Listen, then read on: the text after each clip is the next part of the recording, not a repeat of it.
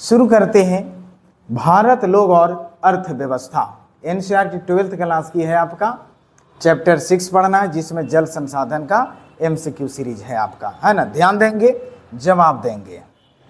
Question पहला रखा गया यहाँ आपके सामने। पहला क्वेश्चन है आपके पास, है नहीं, पहला क्वेश्चन आपके पास है कि पृथ्वी का कितना प्रतिशत भाग जल से आच्छादित है। जी हाँ, पृथ्वी का पूछा जा रहा है कि पृथ्वी का कितना प्रतिशत भाग जल से आच्छादित है, यानी पूरे पृथ्वी का कितना भाग जल से आच्छादित है, यानी जल से भरा हुआ है। 70%, 71%, 72% और 75%। सही जवाब इसमें जाएगा 71%, बी जाएगा सही जवाब, है ना।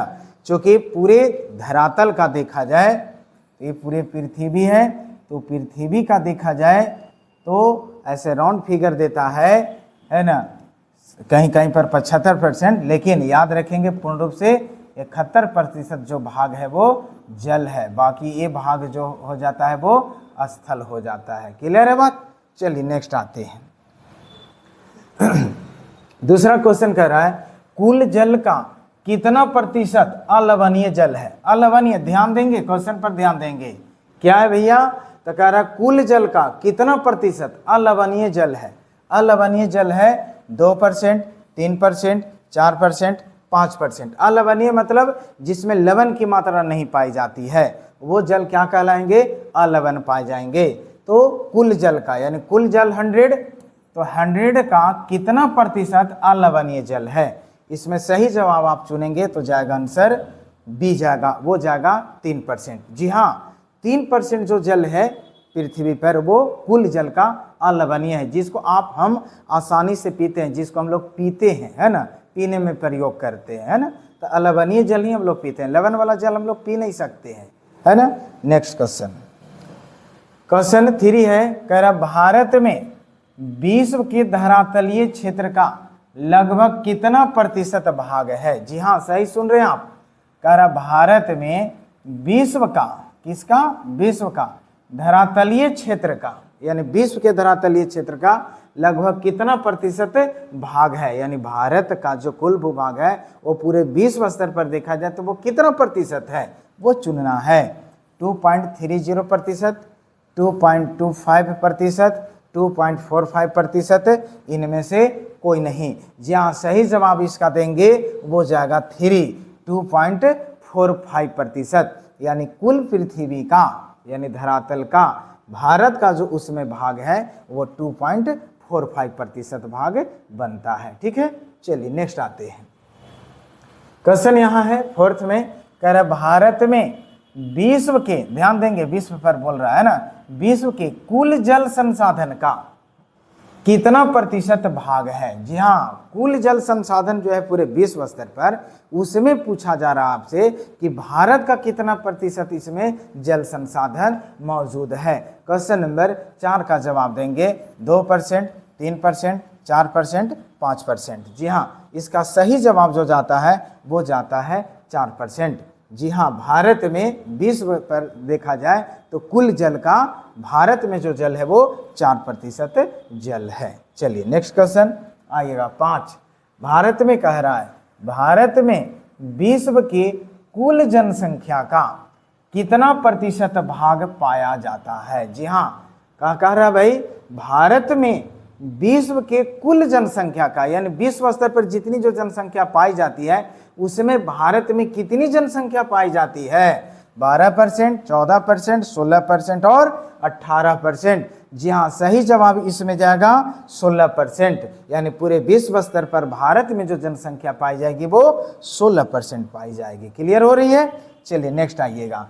क्वेश्चन नंबर 6 कह रहा है देश में एक वर्ष में वर्षण से प्राप्त कुल जल की मात्रा लगभग पाई जाती है। जी हाँ, क्वेश्चन को समझिएगा, क्या कह रहा है, देश में यानी भारत की बात हो रही है, देश में एक वर्ष की बात हो रही है, वर्षण से यानी वर्षा से जो प्राप्त कुल जो प्राप्त जो जल होती है वो जल का कितना प्रतिशत भाग पाए जाते हैं, यानी भारत में एक साल में जो वर्षा होती है उससे कितना जल पाया जाता है, कितना घन किलोमीटर जल की प्राप्ति होती है ना। ऑप्शन ए है 2000 घन किलोमीटर, 3000 घन किलोमीटर, 4000 घन किलोमीटर और 5000 घन किलोमीटर। जी हाँ, इसका सही जवाब जाएगा 4000 घन किलोमीटर, यानी भारत में 4000 घन किलोमीटर पाए जाते हैं। क्लियर हो रही है। चलिए नेक्स्ट आइएगा, क्वेश्चन आगे है 7 में का क्या कह रहा है, धरातलीय जल के निम्न में से मुख्य स्रोत नहीं है, यानी धरातलीय जल के निम्न में से, यानी ये सब जो है आपका, इसमें से कौन सा धरातलीय जल का स्रोत नहीं है। नदी, नदियों, झीलें, तालाब, वर्षा, यानी कहने का सेंस है क्वेश्चन का कि ये कौन सा इसमें भाग है जो धरातलीय जल के अंतर्गत शामिल नहीं है। तो नदी तो धरातलीय जल है, धरातल पर बहती है नदी, यानी धरातलीय जल का स्रोत है। झील भी धरातल पर रहते हैं, इसलिए धरातलीय जल का स्रोत है। तालाब भी धरातल पर रहते हैं, इसलिए भी धरातलीय स्रोत है। तो वर्षा ही तो है जो वर्षण होती है आसमान से, है ना, इसलिए वर्षा इसमें सही जाएगा। नहीं बोला है, यहाँ पर ध्यान देंगे, क्वेश्चन ऐसे ही दे देता है, और नहीं ध्यान देते हैं और नहीं के जगह पर वहाँ समझ में आ जाती है हाँ, और वो गलत कर देते हैं, इसलिए नहीं, तो यहाँ वर्षा होगा, क्योंकि ये सब धरातलीय है और ये धरातलीय जल का स्रोत नहीं है। क्लियर हो रही बात। चलिए नेक्स्ट क्वेश्चन, क्वेश्चन नंबर 8 कह रहा है कि भारत के निम्न में से कौन सा राज्य में भौम जल का उपयोग कम है। जी हाँ, भारत का वह राज्य कौन है इसमें से चुनना है जिसमें भौम जल का उपयोग क्या किया जाता है, कम किया जाता है। भौम जल का मतलब क्या, भूमिगत जल, जो धरातल के अंदर से हम लोग जल का प्रयोग करते हैं, वो जल का बात किया जा रहा है ना, तो उसमें बात की जा रही है, तो वो भूमिगत जल की बात की जा रही है। इसमें से कौन है भाई, तो पंजाब, हरियाणा, राजस्थान और बिहार। जी हाँ, इसमें सही अगर जवाब देखा जाए तो इसमें सही जवाब जाएगा बिहार। बिहार में भूमिगत जल का प्रयोग बहुत कम होता है। पंजाब में, हरियाणा में, याद रखिएगा, भूमिगत जल में सबसे नंबर 1 पर पंजाब है, उसके बाद हरियाणा है। बाकी राजस्थान भी भूमिगत जल का प्रयोग करता है, यानी भूमि से निकाल करके जल का प्रयोग करता है। क्योंकि बिहार में नदी से, तो नहर से, है ना, तालाब से, ये सब हम लोग प्राप्त कर लेते हैं, है ना, बोरिंग करके, है ना, बोरवेल करके, ये सब हम लोग यहाँ बिहार में कम करते हैं प्रयोग, पंजाब और हरियाणा के तुलना में और राजस्थान के तुलना में। बात क्लियर हो रही है। चलिए इस तरह से आगे कहानी जाता है। पॉइंट 9 करा, लेगुन झील के जल का उपयोग किया जाता है। जी हाँ, लेगुन झील के जल का उपयोग किया जाता है। लेगुन जो है, लेगुन कहाँ पाया जाता है, पहले तो जान जाए लेगुन क्या है।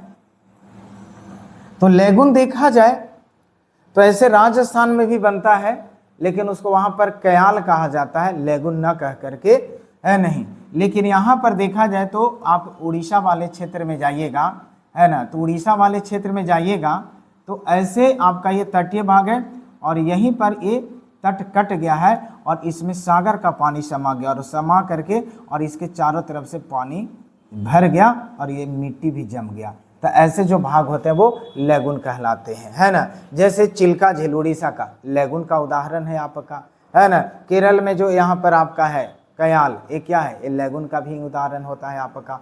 तीसरा इसमें बोला जा रहा है कि लेगुन झील के जल का उपयोग किया जाता है। कहाँ किया जाता है भाई, किस चीज में, तो मछली पालन में, चावल उत्पादन में, नारियल की खेती में, इनमें से सभी। हाँ, तो मछली पालन में भी किया जाता है, चावल उत्पादन में भी करेंगे और नारियल की खेती में भी करेंगे। इस तरह से इसका सही जो आंसर जाएगा वो जाएगा डी, यानी इनमें से सभी में प्रयोग किया जाएगा लेगुन का। क्लियर हो रही है। चलिए आइएगा, क्वेश्चन 10 है, कह रहा भारत की अर्थव्यवस्था निम्न में से किस पर निर्भर करता है। जी हाँ, भारत की अर्थव्यवस्था जो है ये निम्न में से किस पर निर्भर करता है, कृषि पर, उद्योग पर, सेवा क्षेत्र पर, या इनमें कोई नहीं। इनमें से आपको चुनना है ना, इनमें से सही चुनना है। तो क्या भाई, भारत की अर्थव्यवस्था निम्न में से किस पर निर्भर करता है, तो भारत में अर्थव्यवस्था कृषि पर निर्भर करता है। क्योंकि भारत में अभी भी कृषि पर हम लोग ज़्यादा ध्यान देते हैं, क्योंकि यहाँ पर कृषि के अलावा और वैसा कोई व्यवस्था यहाँ पर नहीं है, उद्योग धंधा की कमी है, समझे कि नहीं। इसलिए भारत में अभी भी 60% से ऊपर ही लोग अभी भी कृषि पर डिपेंड हैं। इस तरह से कृषि पर अर्थव्यवस्था निर्भर करती है। इसीलिए तो बोला गया कि भारत की अर्थव्यवस्था कैसी है, तो कृषि पर आधारित, यानी प्रथम सेक्टर पर आधारित हमारी अर्थव्यवस्था है भारत की, है ना। चलिए नेक्स्ट आते हैं। क्वेश्चन 11 करा 11 कह रहा धरातलीय और भौम जल, यहाँ जल कर दीजिएगा, भौम जल का सबसे अधिक उपयोग निम्न में से किसमें होता है। जी हाँ, जो धरातलीय और भूमिगत, धरातलीय और भूमिगत ध्यान दीजिएगा। धरातलीय का मतलब जैसे जो धरातल पर नदी बह रही है, झील है, झरना है, तालाब है ना, ये सब क्या है, ये धरातल पर है। जबकि भौम जल क्या कह रहा है, भौम जल जो भूमि के अंदर से निकाला जा रहा है वो भौम जल कहलाते हैं। तो वही कहा जा रहा है कि धरातलीय जल और भौम जल का सबसे अधिक उपयोग किसमें किया जाता है, बागवानी उत्पादन करने में, पशुपालन में, उद्योग में, कृषि में। इसमें आपका सही जवाब आपका चुन करके बता देना है। तो इसमें सही जवाब जाएगा कृषि में। सबसे ज्यादा कृषि में हम लोग प्रयोग करते हैं किसका, धरातलीय जल का और भौम जल का। क्लियर हो रही है। चलिए आगे क्वेश्चन 12 है, कह रहा अधिक जल निकालने के कारण भूमिगत जल में फ्लोराइड का संकेंद्रण बढ़ गया, ऐसी स्थिति निम्न में से किस राज्य में है। हाँ बताइएगा, क्या कह रहा है, अधिक जल निकालने के कारण, ज्यादा जल निकालते हैं तो इससे क्या हो रहा है भाई, भूमिगत जल में जो धरातल के अंदर से निकाल रहे हैं वो जल में फ्लोराइड का संकेंद्रण बढ़ गया है, ऐसी स्थिति निम्न में से किस राज्य में है। धरातल से जो हम लोग जल निकालते हैं इससे ज्यादा अत्यधिक दोहन करने से जल में फ्लोराइड की मात्रा बढ़ जाती है, समझे कि नहीं। तो ये ऐसा कौन सा राज्य है जहां पर फ्लोराइड की मात्रा बढ़ गई है, राजस्थान में, महाराष्ट्र में, ए और बी दोनों में, इनमें से कोई नहीं। जी हाँ, याद रहे अगर आपका ऑप्शन ज्यादातर अगर ए और बी दोनों मिले तो आप ऑप्शन में ए और बी दोनों मारने की कोशिश करिएगा, वो ज्यादातर सही ही होती है आपका। इसलिए ए और बी दोनों, यानी राजस्थान में और महाराष्ट्र में क्या है, फ्लोराइड की मात्रा जल में पाई गई है, ज्यादा पाई गई है। फ्लोराइड है क्या, तो एक रासायनिक तत्व है आपका, ये क्या करता है, जल में जब रहता है, घुलन, जल में घुला हुआ रहता है, अगर वो आप पानी पिएंगे तो दांत आपका कमजोर हो जाएगा, दांत पर उजला उजला धब्बा हो जाएगा, एक कमजोर होने का पहचान है आपका, हड्डी टेढ़ा हो जाएंगे, है ना, ये किसके वजह से, फ्लोराइड की वजह से आपका। क्लियर हो रही है। चलिए नेक्स्ट आइएगा, क्वेश्चन 13 है, कह रहा पश्चिम बंगाल और बिहार में अधिक जल निकालने से किस तत्व की अधिकता होती है। जी हाँ, इससे पहले क्वेश्चन था ऐसा ही, लेकिन वहां पे दूसरा चीज था, यहाँ पे दूसरा चीज है ना। तो किस तत्व की अधिकता होती है, फ्लोराइड की, संख्या यानी आर्सेनिक की, आयरन की, इनमें से कोई नहीं। जी हाँ, इसमें सही जो जवाब जाएगा वो जाएगा भी संख्या, संख्या यानी आर्सेनिक। ये आर्सेनिक क्या है, ते भी एक रासायनिक तत्व ही है जो जल में पाए जाते हैं। इससे भी इस स्वास्थ्य पर बहुत बुरा प्रभाव पड़ता है ना, इससे भी लिवर वगैरह डैमेज कर जाता है अगर ज़्यादा पानी आप पिएंगे तो, है ना। इसलिए ये आर्सेनिक वाला की ज़्यादा नहीं पानी पीना चाहिए। और ये पाया गया कहाँ भाई, पश्चिम बंगाल में और बिहार में। ज़्यादा जल निकालने की वजह से ऐसा ये आर्सेनिक की मात्रा बढ़ जाती है ना। तो ये भी एक घातक बीमारी का रूप दे देता है, इसलिए ये भी पानी ज़्यादा प्रयोग नहीं करना चाहिए हम लोग को। चलिए नेक्स्ट आते हैं, ये 14 क्वेश्चन है, कह रहा है यमुना नदी किस जगह के बीच सबसे प्रदूषित है। यानी यमुना नदी, ये जो जगह दिया हुआ है इनमें से कौन सा जगह में, यानी कहाँ से कहाँ जो जगह है वो कहाँ पर ज़्यादा सबसे प्रदूषित है। तो दिल्ली से इटावा, यानी यमुना नदी किस जगह से किस जगह के बीच में ज़्यादा प्रदूषित है, दिल्ली से इटावा में, दिल्ली से मेरठ में, मेरठ से इटावा में, इनमें से कोई नहीं। जी हाँ, क्वेश्चन 14 है, सही जवाब देंगे, इसका जाएगा दिल्ली से इटावा। जी हाँ, दिल्ली से इटावा के बीच में यमुना नदी जो है वो सबसे ज्यादा प्रदूषित है, क्योंकि वहां पर कल कारखाना ज्यादा है, दिल्ली में भी है, इटावा आपका यूपी में पड़ता है, यूपी में भी बहुत ज्यादा कल कारखाना है, इसलिए यहाँ पर आपका क्या होता है, यहाँ पर आपका दिल्ली और इटावा के बीच में प्रदूषित जल ज्यादा पाया जाता है यमुना का, है ना। क्वेश्चन यही आपसे था, ठीक है। नेक्स्ट आइएगा 15, क्या कह रहा भाई, कह रहा जल उपकर अधिनियम 1997 में बना। कब बना भैया? 1997 में। क्या बना? जल उपकर अधिनियम। कब बना? 1977, सॉरी 97 नहीं, 1977 में बना। जिसका उद्देश्य क्या था? जिसका उद्देश्य क्या था?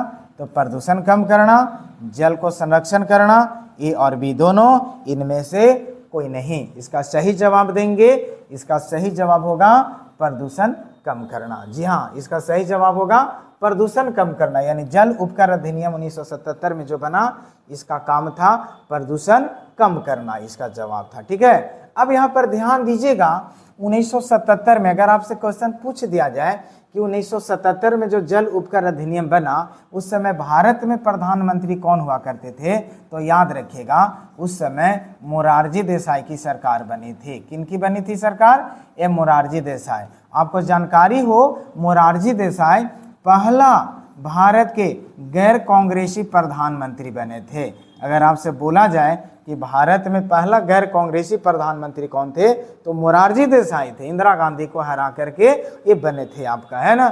इसी समय जब ये मोरारजी देसाई जब प्रधानमंत्री बने थे 1977 में, इंदिरा गांधी को हरा करके, तो उस समय नारा दिया गया था, आधा रोटी तावा में, इंदिरा गांधी हवा में, झुमका गिरा रे बरेली के बाजार में, ऐसे ऐसे नारा दिया गया था, है ना।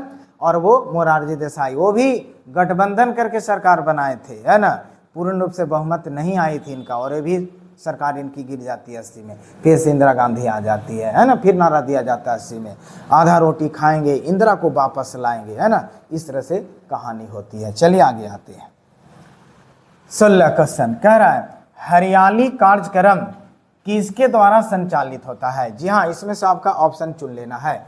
हरियाली कार्यक्रम किसके द्वारा संचालित होता है? बिहार राज्य द्वारा, झारखंड राज्य द्वारा, केंद्र सरकार द्वारा, कोई नहीं, इनमें से कोई नहीं, आपका चुन लेना है ना। ये आपका जाएगा सही, इसमें केंद्र सरकार द्वारा। हरियाली कार्यक्रम किसके द्वारा शुरू किया गया? केंद्र सरकार के द्वारा। हरियाली कार्यक्रम क्या है?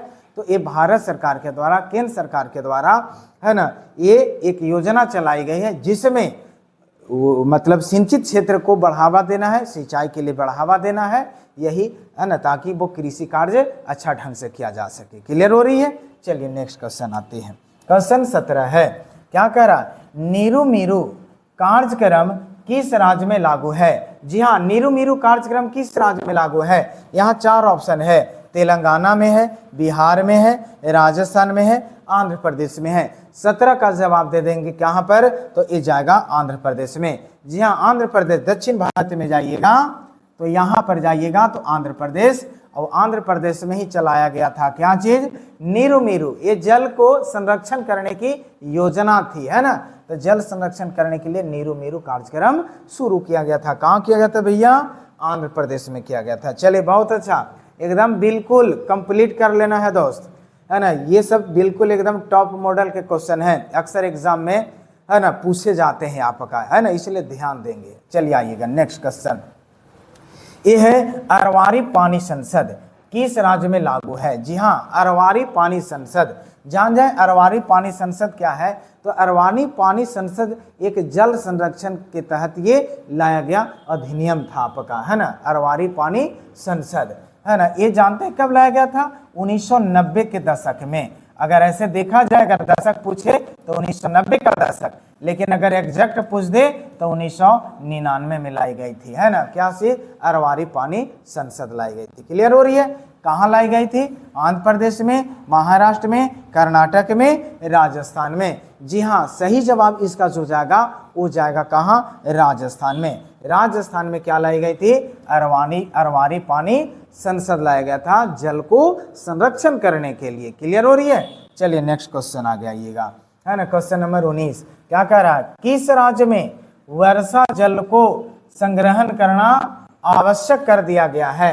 हाँ बताइएगा, वह कौन सा भारत का राज्य है जहां पर वर्षा जल को संग्रहण करना क्या कर दिया गया है? आवश्यक कर दिया गया है। जब तक आप वर्षा जल को संग्रहण नहीं करेंगे, आपको घर भी नहीं बनाने दिया जाएगा, है ना। तो आवश्यक कर दिया गया है। आंध्र प्रदेश में, राजस्थान में, तमिलनाडु में और असम में। जी हाँ, इसमें सही जवाब जाएगा वो जाएगा आपका 19 का सी, तमिलनाडु में। तमिलनाडु ऐसा राज्य है जहां पर पानी को संग्रह करने के लिए एकदम अनिवार्य कर दिया गया है। जब तक आप पानी को संग्रह नहीं करेंगे दिक्कत होगी, क्योंकि वहां पर बहुत ज़्यादा पानी का खपत है। भूमिगत जल है ही नहीं, क्या भूमि का नीचे से आप पानी को निकाल सकते हैं। इसलिए जो वर्षा होती है वो वर्षा के जल को संग्रह करना है, नहीं तो पानी आपका उपलब्ध नहीं हो पाएगा, है ना। जो कि ये समुद्र के तट पर है, लेकिन क्या समुद्र का पानी आप हम लोग पीते हैं? नहीं ना। तो इस तरह से चलिए आइए आगे। 20 क्वेश्चन 20 है, क्या कह रहा है? कुंड अथवा टांका किस राज्य में वर्षा के जल को संग्रहण करने के लिए बनाया जाता है? जी हाँ, बताएंगे बंधु। कह रहा कुंड अथवा टांका किस राज्य में वर्षा के जल को संग्रहण करने के लिए बनाया जाता है? जी हाँ, राजस्थान में, तमिलनाडु में, आंध्र प्रदेश में और अरुणाचल प्रदेश में। जी सही जवाब आप देंगे इसमें राजस्थान में। राजस्थान में जो घर बनता है ना, ऐसे घर है मान लिया जाए, और घर के ऊपर जो ढलाई हो रही है, छत जो है, तो छत के ऊपर से जो वर्षा जो हो रही है, ऐसे वर्षा जो हो रही है, तो वर्षा के पानी को छत के ऊपर से पाइप लगा करके नीचे उतार लिया जाता है और टंकी बना दिया जाता है, कुंड बना जाता है और उसी में पानी संग्रह कर लिया जाता है ना। इससे क्या होता है? जल की यहाँ पर उपलब्धता हो जाती है हम लोग को। हाँ, ये जल का क्या करते हैं? तो सिंचाई करने में, जानवर को धोने उन्हें में, गाड़ी मोटर धोने करने में, पीने में नहीं करते, लेकिन बाकी पीने के अलावा और जो काम है उसको में प्रयोग करते हैं, तो वो जल बचेगा ना। इसलिए ऐसा कुंड या टांका का प्रयोग किया जाता है। क्लियर हो रही है? चलिए वो आंसर क्या जाएगा? राजस्थान, चूंकि राजस्थान में वर्षा कम होती है इसलिए। चलिए आइएगा, क्वेश्चन 21 है, क्या कह रहा है? जल क्रांति अभियान भारत सरकार द्वारा कब शुरू किया गया था? जी हाँ, जल क्रांति अभियान भारत सरकार द्वारा कब शुरू की गई थी? 2014 से 2015 में, 2015 से 2016 में, 2016 से 2017 में, 2018 से 2019 में। 21 का सही आप जवाब देंगे, वो जाएगा 2015 से 2016 में। जल क्रांति अभियान ये भारत सरकार की ये आपका योजना थी, जो कब शुरू की गई थी? 2015 से 2016 में। क्लियर हो रही है? चलिए आगे आइएगा, क्या कह रहा है? 22 में कह रहा है जल किस प्रकार का संसाधन है? जी हाँ, सही जवाब देना है कि जल किस प्रकार का संसाधन है? अजैव संसाधन, चक्रीय संसाधन, जैव संसाधन, अनवीकरणीय संसाधन। कंफ्यूज होना नहीं है, बहुत ढंग से बना देना है। तो इसमें देखा जाए तो चक्रीय संसाधन है। क्या है भैया? चक्रीय संसाधन है। क्या वर्षा एक बार होते हैं तो फिर नहीं होते हैं, खत्म हो जाते हैं क्या?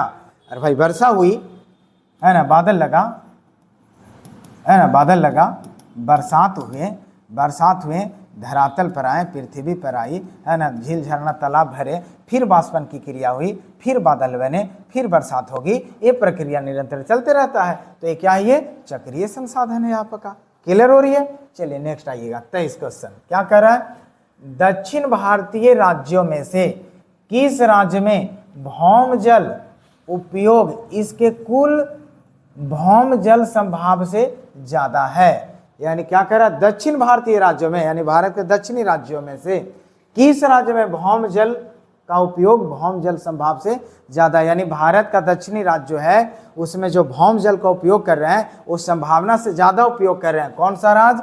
तमिलनाडु, आंध्र प्रदेश, कर्नाटक, केरल। जी हाँ, इसका सही जवाब देंगे वो जाएगा तमिलनाडु, चूंकि अभी से पहले भी इसी टॉपिक पर क्वेश्चन था आपका, है ना। चूंकि तमिलनाडु जो है ना बहुत ज़्यादा भौम जल का प्रयोग करता है, समझे ना। और इसीलिए तमिलनाडु में भौम जल का ज़्यादा प्रयोग होने के कारण वहाँ पर अब जल की समस्या उत्पन्न हो गई है ना। इसीलिए वहाँ पर पानी को क्या किया जा रहा है? संग्रह करना बहुत अनिवार्य कर दिया गया है सभी लोगों को, है ना। चलिए नेक्स्ट आइएगा, क्वेश्चन 24, क्या कह रहा है? देश में प्रयुक्त कुछ जल का सबसे अधिक समानुपात निम्न सेक्टरों में से किस सेक्टर में है?